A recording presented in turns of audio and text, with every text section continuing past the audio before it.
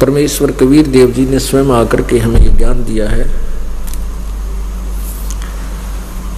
उस ज्ञान को इन अज्ञानियों ने ऊपर नहीं आने दिया, हमारे तक नहीं पहुंचने दिया, और जिसका परिणाम ये रहा कि हमने अज्ञान को सत्य मान रखा था। परमेश्वर कबीर देव जी जब यहाँ लीला करने आए हुए थे, वो पूर्ण ब्रह्म बनारस में जुलाहे रूप में, तो उसमें परमेश्वर कबीर जी ने अपने तत्व ज्ञान के आधार से महर्षि रामानंद जी को अपने यथार्थ ज्ञान से परिचित करवाया था, अपनी शरण में लिया था।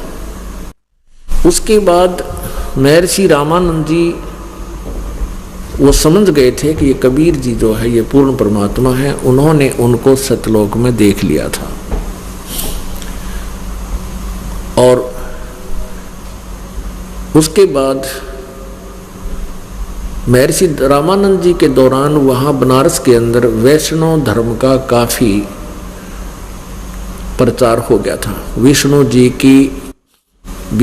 जी का प्रचार ज़्यादा हो गया था, और शिव जी का, नाथों का प्रचार कम हो गया था। वो शिव के उपासक है। एक समय गोरखनाथ जी, क्योंकि गोरखनाथ जी वैसे तो बहुत पहले हुए थे, लेकिन ये क्या होते हैं कि महापुरुषों को एक ऐसी मुक्ति हो जाती है, ये पितरलोक चले जाते हैं, और उस पितरलोक से ये कभी भी यहाँ आ जाते हैं, दूसरा रूप बदल लेते हैं। होते वो उसी तरह से, लेकिन वो कोई पहचान नहीं पाता। तो नाथ परंपरा का ह्रास होते हुए देखकर गोरखनाथ जी बनारस में आए, और उन्होंने नाथ पंथियों को इकट्ठा किया और कहा कि तुम इस रामानंद जी से कहो कि मेरे साथ शास्त्रार्थ करे। अब रामानंद जी को पता चला कि एक बहुत बड़ा सिद्ध व्यक्ति आया हुआ है, और उसने तुझे शास्त्रार्थ के लिए बुलाया है। रामानंद जी सिद्धि नहीं जानते थे, और हमारा समाज क्या है कि जो थोड़ा सा कोई चमत्कार दिखा दे, जैसे ये आते हैं ना गांव में ठगने वाले, देखे हमने, हाथ पे मिट्टी रखेंगे और कहते बंद कर, खोल, उसमें मनमाना सोना बना दे 2 सेकंड के लिए। तो इस तरह के चमत्कारों को हम ज्यादा महत्व देते हैं। तो रामानंद जी चिंतित हो गए कि बात बिगड़ेगी, और शर्त रख दी कि जो भी गोष्ठी में हारेगा वो जीतने वाले का शेष होगा, उसके सारे अनुयायी भी उसी के शेष हो जाएंगे। इस बात से रामानंद जी काफी चिंतित हो गए। इस बात का पता चला परमेश्वर कबीर जी जब छोटी सी उम्र के 12-13 वर्ष के, तो कबीर जी ने आकर के रामानंद जी से कहा कि स्वामी जी, हम उसका फेस करेंगे, हमने फेस करना चाहिए, कोई नहीं, जो भी जैसा होगा देखेंगे। तो रामानंद जी इस बात से परिचित थे कि कबीर जी ने कह दिया तो बात कुछ और ही होगी, तो चल पड़े। समय निर्धारित हो गया। वहां पर एक तरफ रामानंद जी का आसन लगा दिया गया, एक तरफ गोरखनाथ जी आए हुए थे। तो कबीर जी ने बताया कि गोरखनाथ है, परमेश्वर ने बताया कि वो गोरखनाथ है, और कोई बात नहीं, हम उनसे चर्चा करेंगे, ज्ञान चर्चा करेंगे, कोई बात नहीं। तो गोरखनाथ जी ने साथ में अपने त्रिशूल गाड़ रखा था, 6-7 फुट ऊंचा, जमीन में गाड़ रखा था। ऐसे गाड़ते ही नीचे से बाला सा होता है, नीचे जमीन में गड़ जाता, ऊपर से 3 त्रिशूल होते हैं। त्रिशूल होता है यानी ऊपर से 3 उसके नोकीले से श्रीय लगे होते हैं उसमें।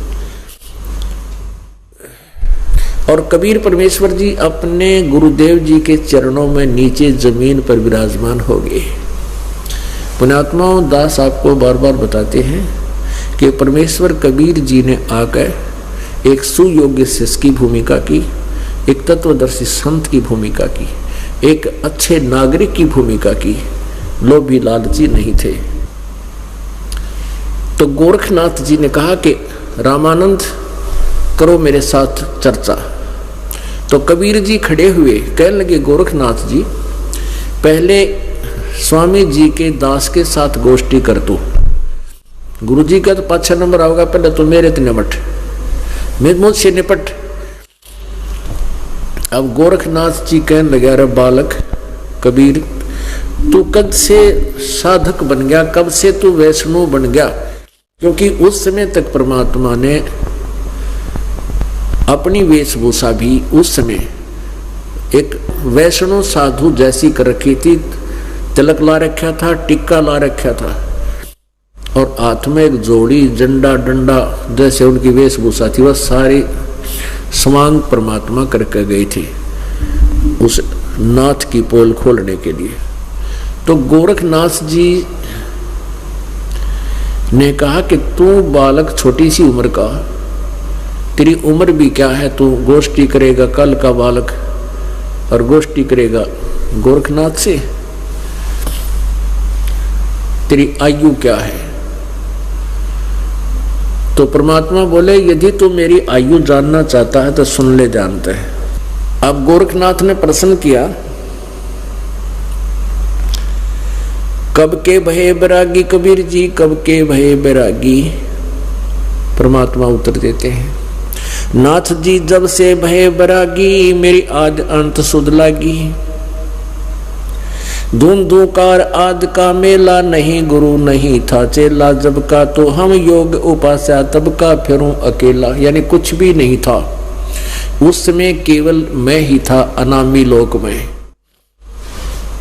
धरती नहीं जद का टोपी, दिन यात्रा ब्रह्मा नहीं जद का टीका, शिव शंकर से योगी नहीं थे जब का झोड़ी सक्का।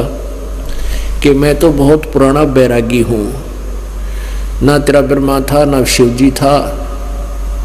द्वापर की हम करी फावड़ी, त्रेता को हम दंडा, सतयुग मेरी फिरी दुहाई, कलयुग फिरू नौखंडा। गुरु के वचन साध की संगत, अजर अमर घर पाया, कह कबीर सुनो हो गोरख, मैं सबको तत्व लखाया।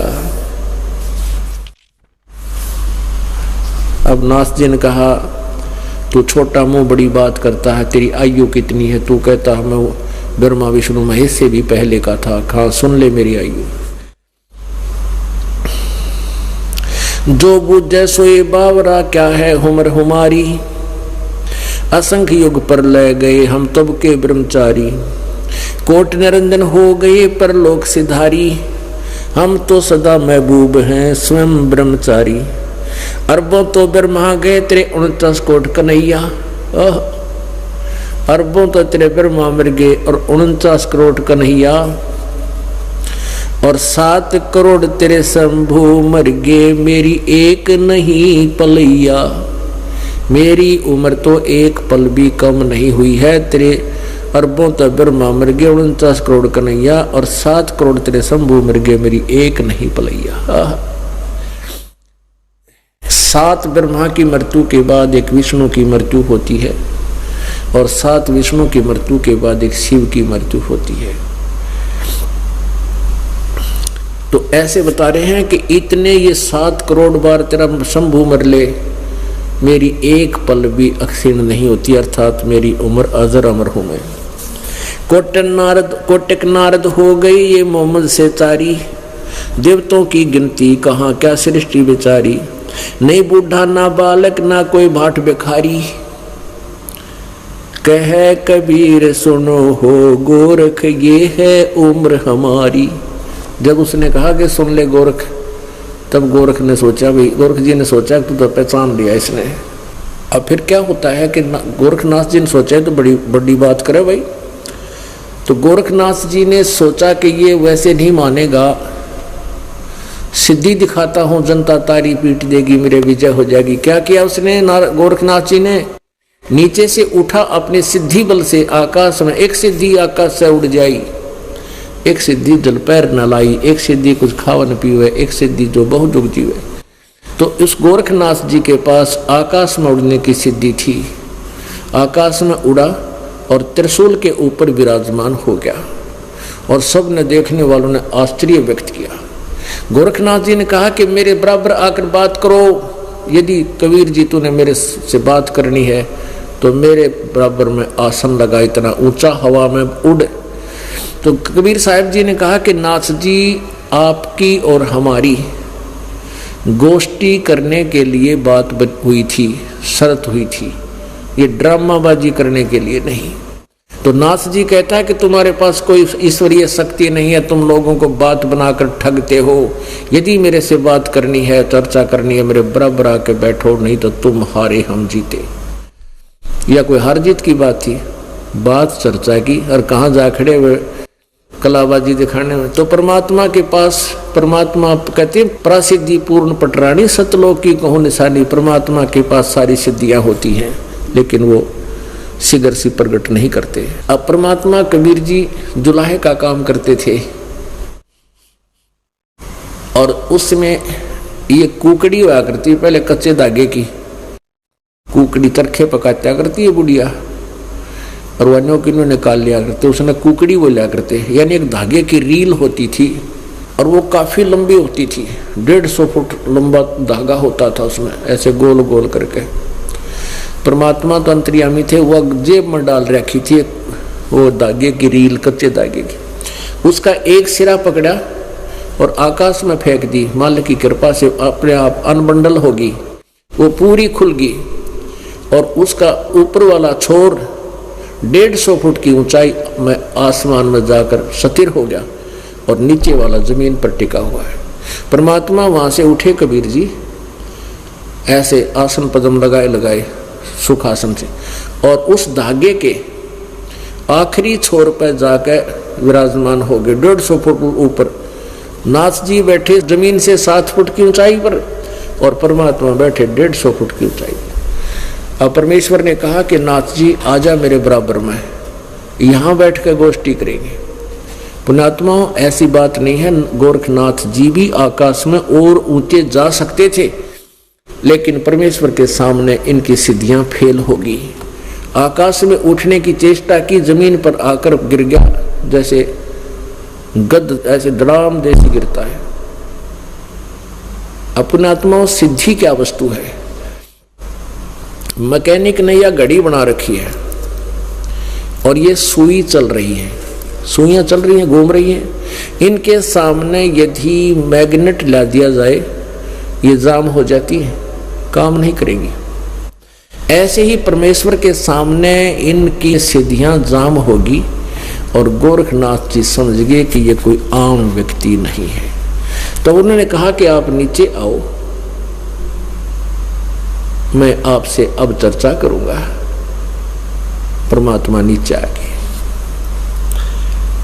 तब परमेश्वर ने नाथ जी को समझाया कि ये जंतर मंत्र जोग निभाई। कहते हैं गोरखनाथ सिद्धि में भूल्या और टूने टामन हांडा फूल्या। इन सिद्धियों को तो परमात्मा टूने टामन बतावा। कहते ये जंतर मंत्र जोग निभाई और काल चक्र जम जोरा खाई। अब गोरखनाथ जी कहने लगा, तुम्हारा वचन लगा है कड़ुआ। कबीर परमात्मा बोले, सुन गोरख, मैं सबन का गुरुआ, मैं तत्वदर्शी संत हूं, मैं पूरे सृष्टि का गुरु हूं। तो गोरखनाथ जी कहने लगे, तुम्हारा वचन मुझे लग गया कड़ुआ। परमात्मा बोले, कड़ुआ लगे सो मीठा होई, हमारी बात पतीजे जोई। आज तुझे कड़वा लग रहा है कि तू मैं जगत गुरु नहीं हो सकता, यानी मैं सबका गुरु नहीं हूं, फिर मेरी बात पर विश्वास रख, मेरा ज्ञान सुन। ये आज तुझे मेरी बात कड़वी लगी है, ये मीठी हो जाएगी। कड़वा लगे सो मीठा होई, हमारी बात पतीजे जोई। पतीजे मन विश्वास करे। तब नाथ जी ने पूछा कि प्रभु आप कौन हो, कहां से आए हो, किस लोक से आना हुआ है? तो परमात्मा ने बताया, अवधू अवगत से चल आया, कोई मेरा भेद मरम ना पाया। मेरे बारे में कोई नहीं जान सका, मैं अवगत, जिसकी गति से कोई परिचित नहीं, वो प्रोक्ष स्थान, वो गुप्त स्थान से चल कर आया हूं। ना मेरा जन्म ना गर्भ बसेरा, बालक बन दिखलाया, काशी नगर जल कमल पडेरा, तहां जुलाहे न पाया। ना मेरा जन्म ना गर्भ बसेरा में बालक हो दिखलाया। काशी नगर जल कमल पडेरा तहाँ जुलाहे न पाया। मात पिता मेरे कछु नाही ना मेरे घर दासी। जुल्हे का सुत आन कहाया जगत करे मेरी आसी। मात पिता मेरे कछु नाही ना मेरे घर दासी। दासी माने पत्नी। कहते ना मेरा कोई मात पिता ना मैंने कोई शादी करवा रखी। मैं जुल्हे का बेटा कहलवा रहा हूँ। कोई पिछले संस्कार का कोई मेरा ऋण का वचन था और यो जगत करे मेरी आसी। मात पिता मेरे कुछ नाही ना मेरे गर्दासी। जुल्हा का सुत आन कहाया जगत करे मेरी आसी। पांच तत्व का धड़ना मेरे जानू ज्ञान अपारा। सत्य स्वरूपी नाम साहेब का वो है नाम हमारा। अगर अधर दीप गगन गुफा में ता निज वस्तु सारा। तेरा ज्योत स्वरूपी अलख निरंजन भी धरता ध्यान हमारा। परमात्मा ने कहा तेरा ये ज्योत स्वरूपी निरंजन ये ब्रह्म काल भी मेरी पूजा करता है, मेरा ध्यान करता है, लेकिन ये केवल साधनाएं तपस्याएं करते हैं और तप से राज मिलता है, तो वो भी मैं ही इसको उस तप के बदले में और आगे अपनी सृष्टि चलाए रखने के लिए मैं ही देता हूँ। अदर दीप गगन गुफा में तानिज वस्तु सारा। ये ज्योत स्वरूपी अलख निरंजन भी धरता ध्यान हमारा।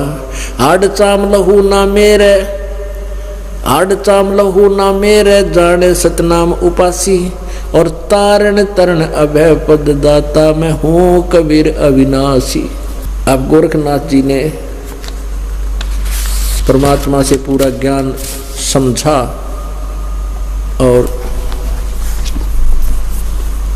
उनकी शरण ग्रहण की, उपदेश लिया। लेकिन क्या होता है कि सतगुरु का संग अधिक ना करने से ये कुछ दिनों के बाद फिर भूल पड़ जाती है और ये प्राणी फिर भूल जाता है, भूल जाता उस परमात्मा को।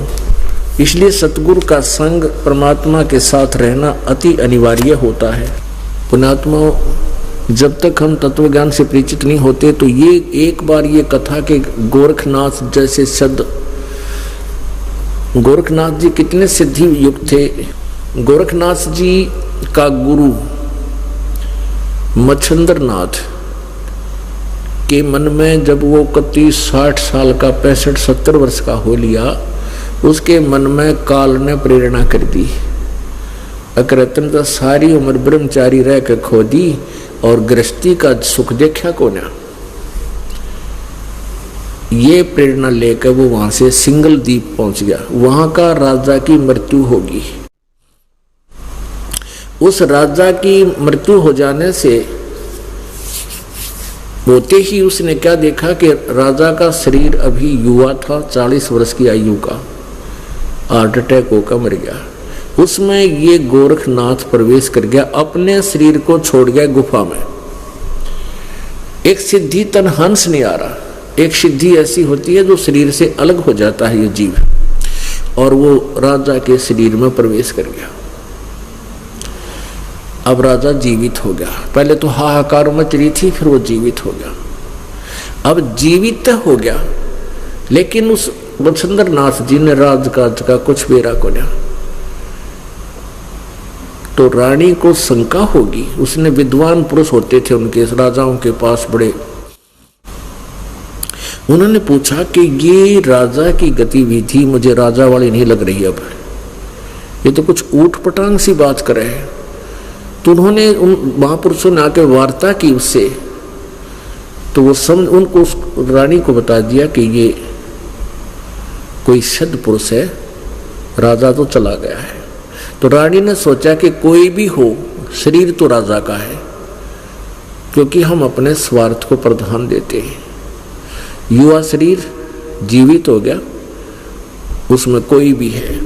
तो उन महापुरुष, उन विद्वान पुरुषों ने कहा कि ये कोई सिद्ध पुरुष है और आसपास कहीं अपना शरीर छोड़ कर आया है, इसके शरीर को नष्ट करवा दे, नहीं तो कभी भी शरीर को छोड़कर वापस अपने शरीर में चला जाएगा और ये फिर काम बिगड़ जाएगा। तो रानी ने आसपास सब कंधराओं को की खोज करवाई, सैनिक भेज दिए कि कहीं भी किसी का उत्सव मिल जाए उसको जला दो, फेंक खत्म कर दो। वहाँ देखा एक साधु संत का शरीर मिला।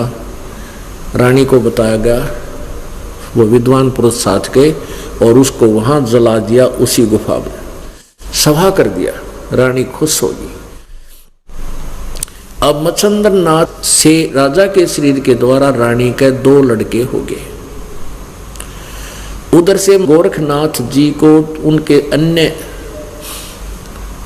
दूसरे गुरु के शिष्यों ने व्यंग कस दिया कि तू ऐसा सिद्ध पुरुष बना फिरता है, अपने गुरु जी ने ले आना। वो सिंगल द्वीप के अंदर बकवाद करने लग गया।